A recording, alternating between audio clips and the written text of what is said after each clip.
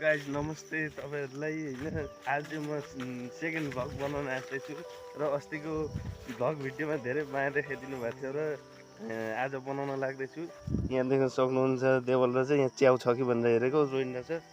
हामी चाहिँ दुईजना मिलेर जाँदैछौँ घाँस काट्नको लागि हाम्रो डोरी प्लस कचिया बोकेर। देख्न सक्नुहुन्छ आली काट्दा छैन यहाँ घाँस काट्नुपर्ने यहाँ कचिया र राम्रो लिएर आएको छु। अब अहिले काट्ने ल तपाईहरुले त्यसपछि मिल्छौँ है त।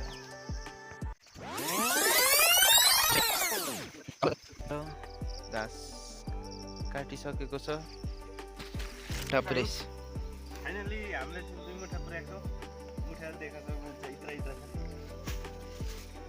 र यहाँ चाहिँ अब पानी पर्न लाग्यो हैन।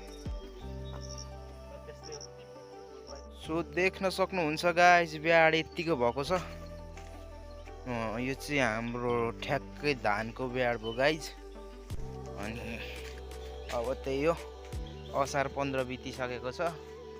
अझै काट्ने बेला के भन्छ उ गर्ने बेला भएको छैन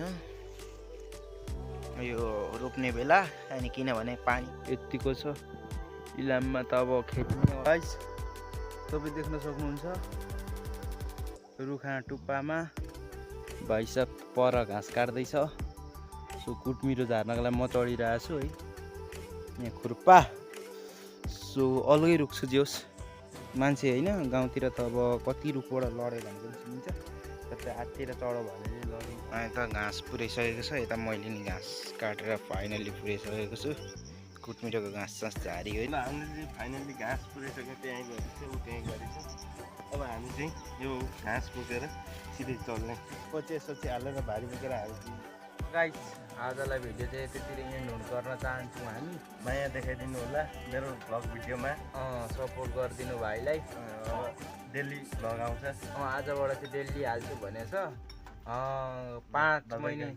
5 महिने च्यालेन्ज गर्छु भनेको छ। 5 महिनासम्म यसले हाल्छ हाल्दैन तपाईँहरू साथमा हुनुहुन्छ हेरिदिने। माया पनि उस्तै देखाइदिनु लाइकलाई यसो मोटिभेसन पनि दिनु होला। Okay thanks for watching. Keep watching. Bye by.